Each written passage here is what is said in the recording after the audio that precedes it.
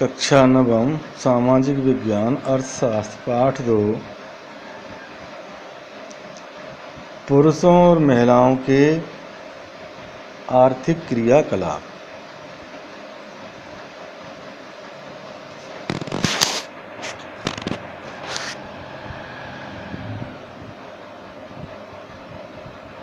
अर्थव्यवस्था की दृष्टि से विभिन्न क्रियाकलापों को 3 क्षेत्रकों में बांटा गया है: प्राथमिक, द्वितीयक और तृतीयक। प्राथमिक क्षेत्र के अंतर्गत कृषि, वानिकी, पशुपालन, मत्स्य पालन, मुर्गी पालन और खनन आता है।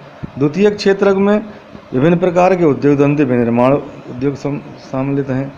तृतीयक क्षेत्र में व्यापार, परिवहन, संचार, बैंकिंग, बीमा, शिक्षा, स्वास्थ्य, पर्यटन सेवाएं आदि सम्मिलित हैं।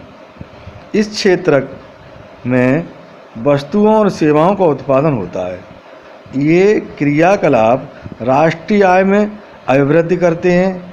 ये आर्थिक क्रियाएं कहलाती हैं।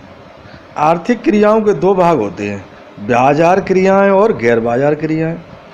बाजार क्रियाओं में वेतन या लाभ के उद्देश्य से की गई क्रियाओं के लिए पारिश्रमिक का भुगतान किया जाता है। इसमें सरकारी सेवा सहित वस्तु या सेवाओं का उत्पादन सम्मिलित है। और गैर बाजार क्रियाओं से आशय स्व उपभोग के लिए उत्पादन है। इसमें प्राथमिक उत्पादों का उपभोग और प्रसंस्करण तथा अचल संपत्तियां सम्मिलित हैं।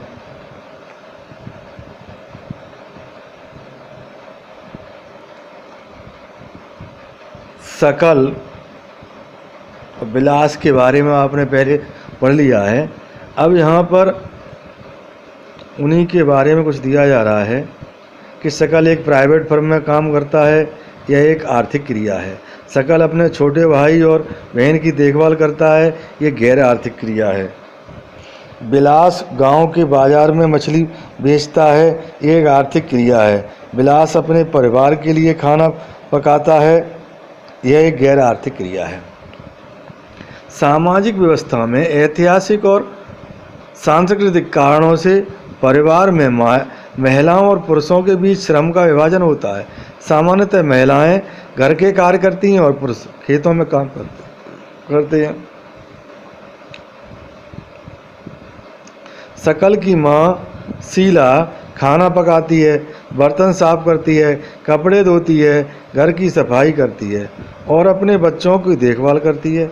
सकल के पिताजी बूटा अपने खेतों में काम करते हैं, उपज को बाजार में बेचते हैं और परिवार के लिए धन अर्जित करते हैं।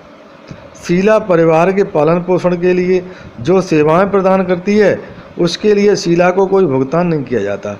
बूटा धन कमाता है जिसे वह परिवार के पालन पोषण पर खर्च करता है। परिवार के लिए दी गई सेवाओं के बदले महिलाओं को भुगतान नहीं किया जाता। उनकी सेवाओं को राष्ट्रीय आय में नहीं जोड़ा जाता। विलास की मां गीता मछली बेचकर धन अर्जित करती है। इस प्रकार महिलाओं को उनकी सेवाओं के लिए धन तब भुगतान किया जाता है जब वे श्रम विभाजन में प्रवेश करती हैं। पुरुषों की बात, स्त्रियों की आय उनकी शिक्षा और कौशल के आधार पर निर्धारित की जाती है। अर्थव्यवस्था की दृष्टि से शिक्षा अत्यंत महत्वपूर्ण निवेश है। शिक्षा व्यक्ति के उपलब्ध आर्थिक अवसरों के अच्छे उपयोग में सहायता करती है। शिक्षा और कौशल बाजार में किसी व्यक्ति की आय के प्रमुख निर्धारक तत्व हैं। अधिकांश महिलाओं के पास बहुत कम शिक्षा और निम्न कौशल स्तर है। पुरुषों की अपेक्षा महिलाओं को कम पारिश्रमिक मिलता है। अधिकतर महिलाएं वहां काम करती हैं जहां नौकरी की सुरक्षा नहीं होती तथा कानूनी सुरक्षा का अभाव है। अनियमित रोजगार एवं निम्न आय असंगठित क्षेत्र की विशेषताएं हैं। इस क्षेत्र में प्रसूति अवकाश, शिशु देखभाल, अन्य सुरक्षा जैसे सुविधाएं उपलब्ध नहीं हैं। वहीं उच्च शिक्षा और उच्च कौशल वाली महिलाओं को पुरुषों के बराबर वेतन मिलता है। संगठित क्षेत्र में शिक्षण और चिकित्सा उन्हें सबसे अधिक आकर्षित करते हैं। कुछ महिलाओं ने सामान्य नौकरियों के अलावा प्रशासनिक और अन्य सेवाओं में प्रवेश किया है, जिनमें वैज्ञानिक और प्रौद्योगिकी सेवा के उच्च स्तर की आवश्यकता पड़ती है। जनसंख्या की गुणवत्ता किसी भी देश की जनसंख्या की गुणवत्ता साक्षरता दर, जीवन प्रत्याशा, स्वास्थ्य आदि पर निर्भर करती है।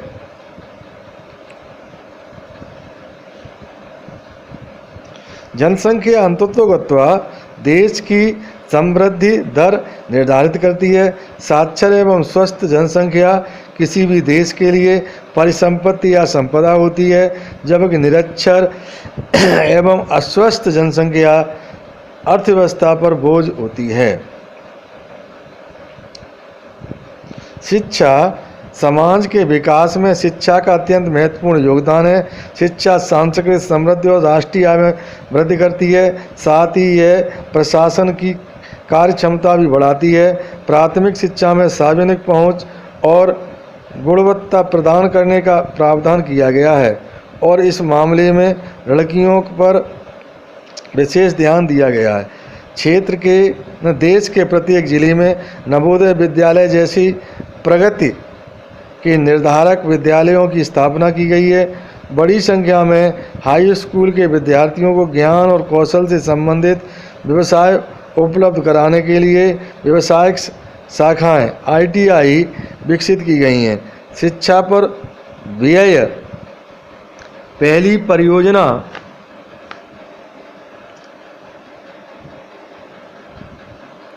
के ₹151 करोड़ से बढ़ाकर 11वीं पंचवर्षीय योजना में 3766.90 करोड़ हो गया।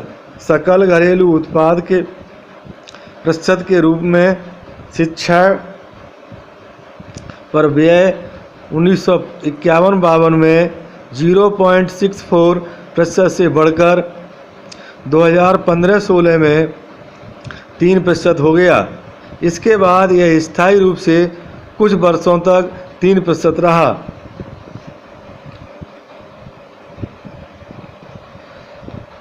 साक्षरता दर निर्धारित करने के लिए साक्षरता दर शिक्षित जनसंख्या बटे कुल जनसंख्या गुणा 100। साक्षरता प्रत्येक नागरिक का न केवल अधिकार है, बल्कि वह नागरिकों द्वारा अपने कर्तव्यों का ठीक प्रकार से निर्वहन करने तथा अपने अधिकारों का ठीक प्रकार से लाभ उठाने के लिए अनिवार्य भी है।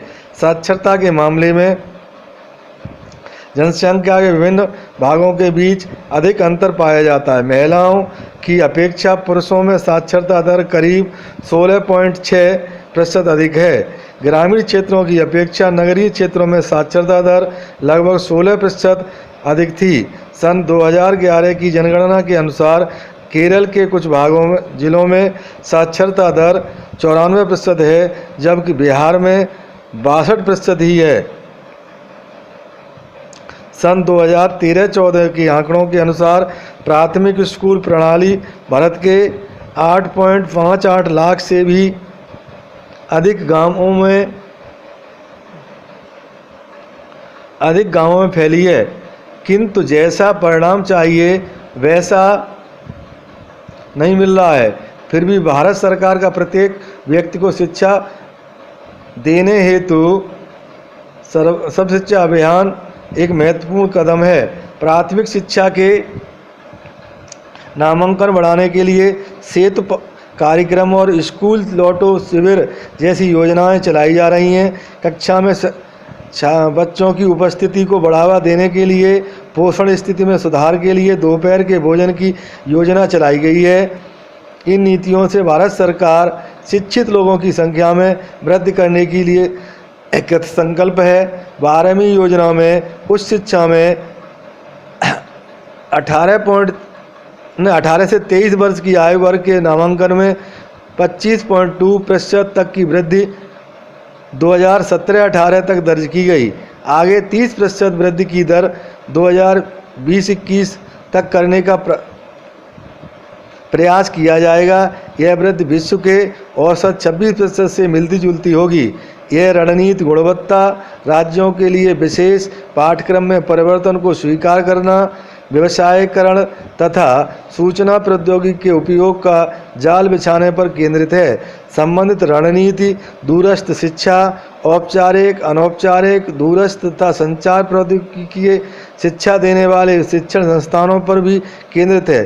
पिछले 50 वर्षों में विशेष क्षेत्रों में उच्च शिक्षा देने वाले शिक्षण संस्थानों, विश्वविद्यालयों की संख्या में महत्वपूर्ण वृद्धि हुई है। सरकार ने नई शिक्षा नीति इसी उद्देश्य से प्रारंभ की है कि देश में शिक्षा का स्तर बढ़े, लोग शिक्षित हों और उससे देश की वृद्धि हो, देश की आर्थिक वृद्धि हो, अर्थव्यवस्था में वृद्धि हो। इसलिए नई शिक्षा नीति लागू की गई है।